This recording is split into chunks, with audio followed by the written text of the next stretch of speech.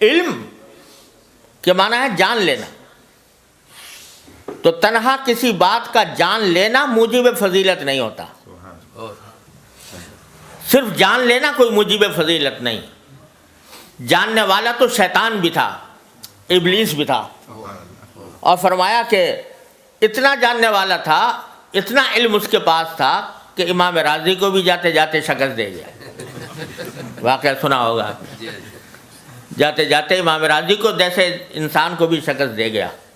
علم تو اس کے پاس بھی تھا، عقل بھی بڑی تھی، عقل ایسی تھی کہ اگر اس کے دلیل کو جو اس نے اللہ تبارک و تعالیٰ کے سامنے پیش کی خالص عقل کی بنیاد پر رد کرنا چاہو تو کوئی راستہ نہیں، کہ خلقتنی من نار و خلقتہ من طین، تو صرف عقل کی بنیاد پر اگر جواب دینا چاہو اس دلیل کا تو ہمارے لیے مشکل ہے اس عقل کی بنیاد پر جواب دینا۔ تو عقل بھی بہت تھی، علم بھی بہت تھا، بلکہ حضرت تھانوی رحمۃ اللہ علیہ فرماتے ہیں کہ 4 عین تھے اس کے اندر۔ عالم بڑا تھا، عین عالم کا، اور عاقل بڑا تھا کہ دلیل ایسی پیش کر دی، اور فرمایا عابد بڑا تھا، کیونکہ روایات میں ہے کہ پہلے عبادت بھی بہت کرتا تھا۔ تو عالم بھی تھا، عاقل بھی تھا، عابد بھی تھا۔ فرمایا چوتھے عین کی کمی تھی کہ عاشق نہیں تھا۔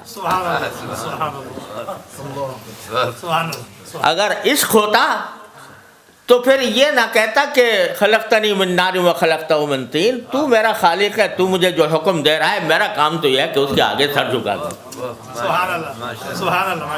تو عالم تھا، عابد تھا، عاقل تھا، مگر عاشق نہیں تھا۔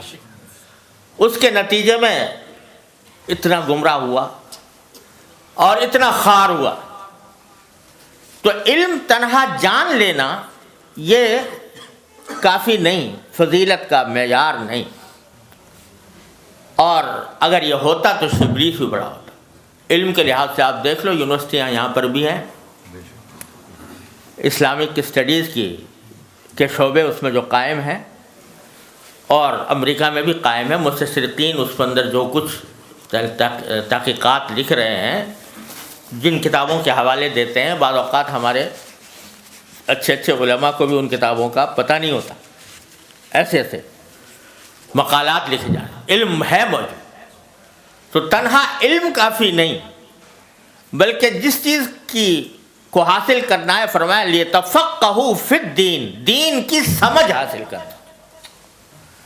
وہ دین کی سمجھ محض کتاب سے نہیں آتی، محض علم سے نہیں آتی، وہ دین کی سمجھ رکھنے والے کی صحبت سے آتی ہے۔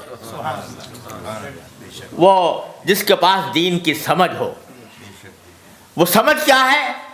وہ سمجھ یہ ہے کہ کس وقت میرے دین کا مجھ سے کیا مطالبہ ہے، کس وقت دین کا کیا مطالبہ ہے۔ اس وقت وہ جو تقاضا اور جو مطالبہ ہوتا ہے، اس تقاضے اور مطالبے پر عمل کرنے کا نام ہے تفقہ فی الدین۔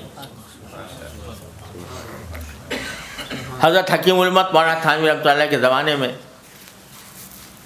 ایک بستی تھی جہاں پر ارتداد کا فتنہ پھیلا ہوا تھا، زبردست ارتداد، لوگ مرتد ہو رہے تھے۔ تو وہاں کچھ لوگ تھے کہ جو ابھی مرتد کھلا نہیں ہوئے تھے، مگر انہوں نے کافروں کسی باتیں شروع کر دی تھیں۔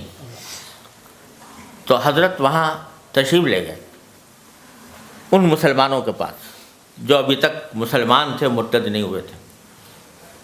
ان سے کہا بھائی تو ہم نے سنا ہے تم لوگ، وہ شدھی کی تحریک چل رہی تھی، تم شدھی کی تحریک کے اس میں اسلام چھوڑ رہے ہو؟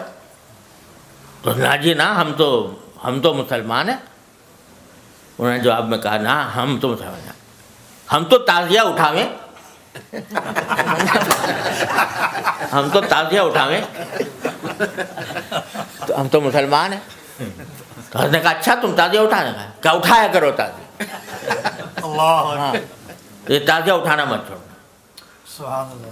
اب بظاہر تو تعزیہ اٹھانے کا فرمانا کہ بھئی تعزیہ اٹھایا کرو، یہ بدعت کہو اس کو، رسم کہو، جو کچھ کہو، اس کا جواز نہیں، لیکن فرمایا کہ اس وقت کفر اور اسلام کی علامت بن گیا ہے یہ، تو اگر ان کو اس وقت تعزیے سے روکا جائے گا تو یہ سیدھے ارتداد کی گود میں جائیں گے، اور اس وقت اگر ان کو کم از کم اس پر روک دیا گیا تو آگے پھر ان کی اصلاح کا راستہ نکلے گا۔ تو یہ ہے علم میں اور تفقہ فی الدین میں فرق، کہ کس موقع پر دین کا کیا تقاضا ہے اور دین کا کس چیز میں فائدہ ہے، تو اس بات کو اختیار کرنا یہ تفقہ فی الدین ہے۔ کوئی اب اگر اٹھا کے فتویٰ پوچھو کہ ایک مولوی صاحب آئے تھے، انہوں نے یہ کہا تھا کہ وہاں گاؤں والوں سے کہ تم تعزیہ اٹھایا کرو، تو اس مولوی صاحب کا کیا حکم ہے؟ تو اس کا فتویٰ جو خالص علم کی بنیاد پر دیا جائے گا، جس میں تفقہ نہ ہو، تو وہ یہی ہوگا کہ بھئی وہ غلط بات کہی، انہوں نے گمراہی کی بات کہی، ایسے آدمی کو گمراہ سمجھنا چاہیے۔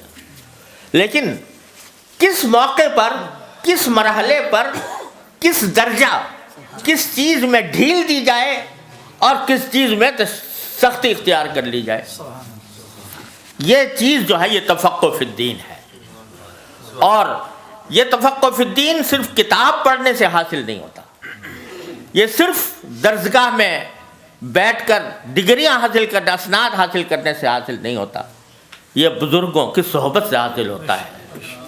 نہ کتابوں سے، نہ کالج سے، نظر سے پیدا دین ہوتا ہے، بزرگوں کی نظر سے پیدا۔ تو وہ در حقیقت وہ سمجھ ہے جس کو حاصل کرنے کا حکم دیا گیا، کہ لیے تفقہوا فی الدین، دین کی سمجھ پیدا کرنا۔